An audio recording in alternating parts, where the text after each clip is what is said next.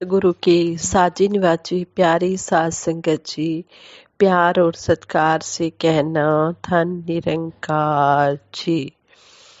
सतगुरु निरंकार दातार का साज संगत माँ का दासी कोटिन कोटिन बार शुक्राना करती है, जिनकी अपार कृपा से हमारा ये जीवन का सफर सेवा सिमरन सत्संग में बीत रहा है। आप जी इसी तरह आशीर्वाद देते रहना। दासी इसी तरह परिवार सहित आप जी के चरणों में जुड़ी रहे, आशीर्वाद लेती रहे। आप जी अपनी कृपा बनाए रखना, मेहर भरा हाथ रखना, मेहर भरी नजर रखना, यही आशीर्वाद देना, सद्बुद्धि देना, सद्विचार देना, सद्मार्ग देना, सद्व्यवहार देना। उठी घड़ी न देखन दे, अपना भी रस संभाले, हाथ दे राखे, श्वास श्वास प्रतिपाले। हे सच्चे पातशाह, हर श्वास में हो सिमरन तेरा, यूं बीत जाए जीवन मेरा, पल पल तेरा एहसास रहे, मुझको तुझ पर विश्वास रहे, ऐसा जीवन बना देना। दातार सभी को खुशियां देना, खुशियों भरी घड़ियां सभी देखे, सभी की झोली में ये सेवा सिमरन सत्संग की दाताएं, ऐसा आशीर्वाद सभी के लिए दासी मांग रही है। सतगुरु निरंकार दातार से आप जी प्रवान करना। सासंगत जी कहते हैं, ऋषियों की सभा चल रही थी। एक ऋषि ने जानना चाहा कि ब्रह्मा, विष्णु और महेश में श्रेष्ठ कौन है। फैसले के लिए ऋषियों ने भृगु को चुना। फैसला करने के लिए भृगु तीनों देवों से मिलने चल पड़े। वे सबसे पहले ब्रह्मा जी के पास गए और नमस्कार किए बिना उनके पास जाकर बैठ गए। ब्रह्मा जी को गुस्सा तो आया, परंतु भृगु को निकट का समझकर शांत हो गए। इसके बाद भृगु शिव जी के पास गए। शिव जी जैसे ही भृगु को प्यारवश अपने गले से लगाने के लिए आगे बढ़े तो भृगु पीछे हट गए। उन्होंने चिता की भस्म में डूबे शिव जी को अपना शरीर दूर रखने को कहा। इस पर शिव जी गुस्सा हो गए और त्रिशूल लेकर भृगु को मारने के लिए दौड़े। पार्वती जी के बहुत समझाने पर शिव जी शांत हुए। अंत में भृगु जी विष्णु जी के पास गए और सोते हुए भगवान विष्णु जी की छाती पर पैर रख दिया। भगवान विष्णु जी ने शांति पूर्वक यह दुर्व्यवहार झेला और भृगु के पैर पकड़कर बोले, आपके कोमल पैरों को चोट तो नहीं लगी। सभा में आकर भृगु ने सारी बात सुनाई तो शांत और प्यार करने वाले भगवान विष्णु जी को ही सबसे श्रेष्ठ देवता घोषित किया गया। साध संगत जी, संपूर्ण हरदेव वाणी में भी सतगुरु बाबा हरदेव सिंह जी महाराज समझाते हैं, ऊंचे कुल का नहीं है चाहे, पढ़ा लिखा विद्वान नहीं। जिसके अंदर नम्रता है उससे बड़ा विद्वान कोई भी नहीं हो सकता। संगत जी, सतगुरु बाबा जी ने समझा दिया कि जिसके अंदर नम्र भाव है, नम्रता है, वही सबसे बड़ा विद्वान है। भले ही वो चाहे धन दौलत से भरपूर ना भी हो, पढ़ा लिखा भी ना हो, लेकिन उसके अंदर अगर नम्रता का गुण है तो वो सही मायनों में सबसे श्रेष्ठ है। इसलिए यहाँ पर हमें सतगुरु समझा रहे हैं कि हमने नम्र भाव लाना है। हमने हर किसी के साथ प्यार से बात करनी है, हर किसी के दुख दर्द में काम आना है।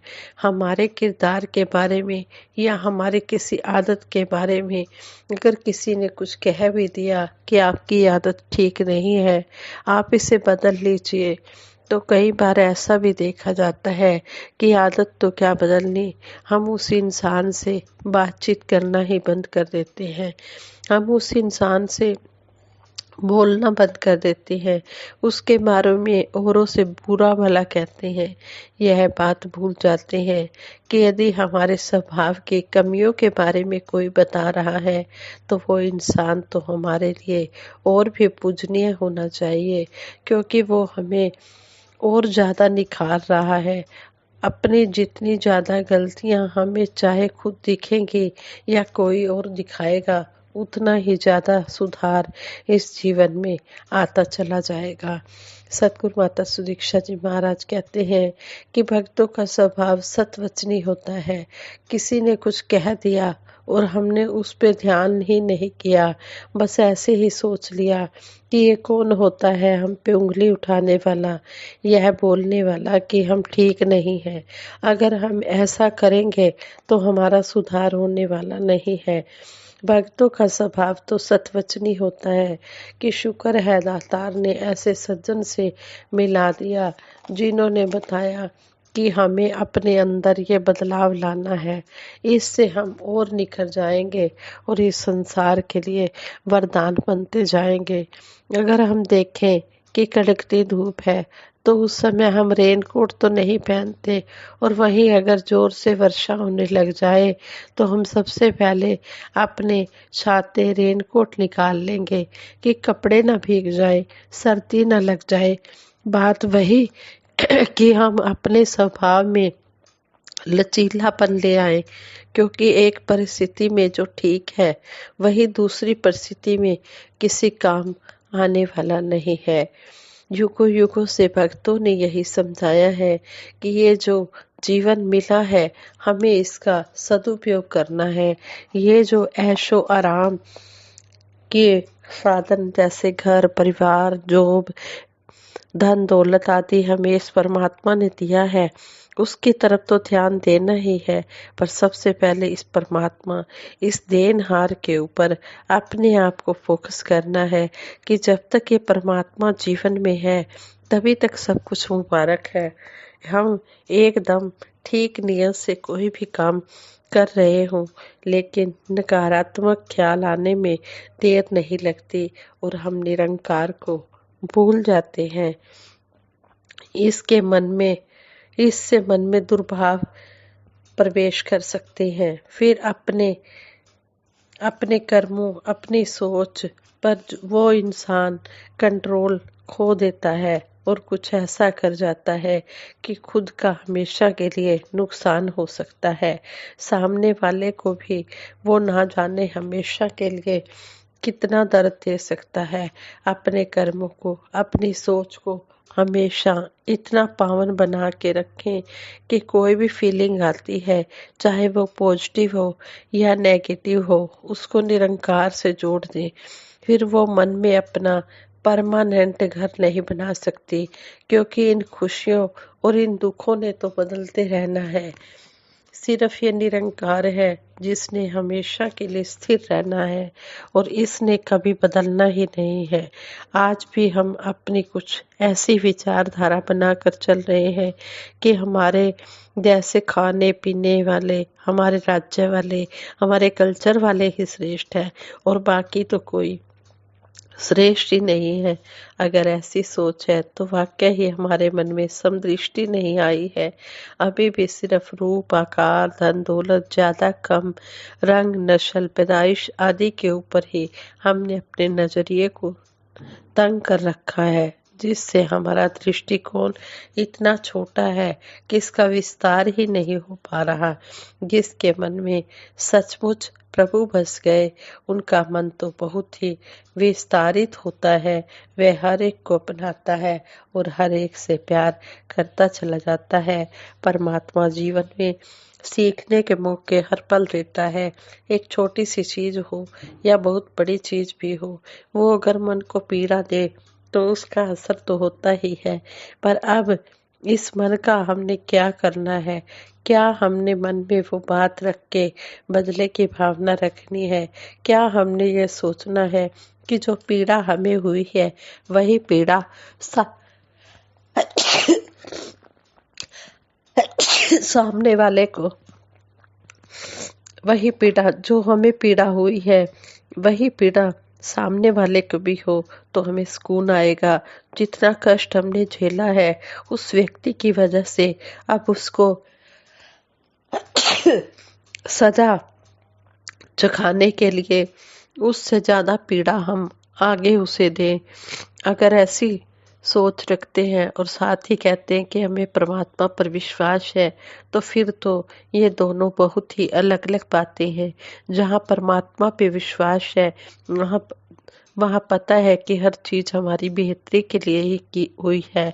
चाहे कोई बहुत बुरा अनुभव हमने झेला, किसी की वजह से एक पीड़ा भी हुई, पर अंत में परमात्मा ने उस पीड़ा से क्या सिखाया था, उस बात को पकड़ना है, ना कि उस इंसान के प्रति कोई मन में बुरे ख्याल लाने हैं या मन में दूसरे को भी पीड़ा महसूस कराने की इच्छा रखनी है। दातार सभी पर कृपा बनाए रखे, सभी को समदृष्टि दे, सभी के मन में नम्रता का भाव भरे, सभी की सोच अच्छी बनाए।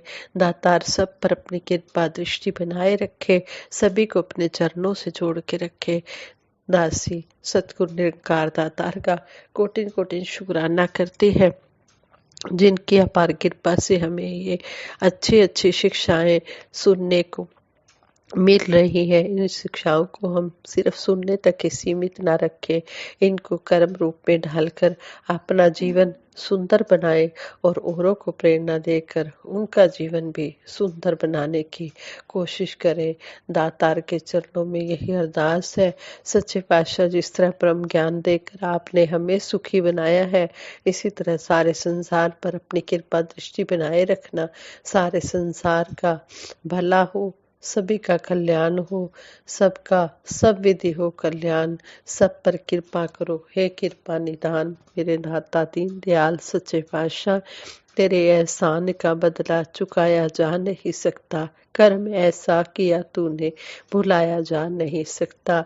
मेरी हर सांस पर दाता फकत अधिकार तेरा है, मिला जो भी मिला मुझे तेरे दर से मिला है। हे दातार शुक्राना, जो भी आप जी खाने पीने पहनने रहने के लिए दे रहे हैं, आप जी का कोटिन कोटिन बार शुक्राना। आप जी की कृपा से चलना फिरना उठना बैठना सोना जागना सब कार्य हो रहे हैं।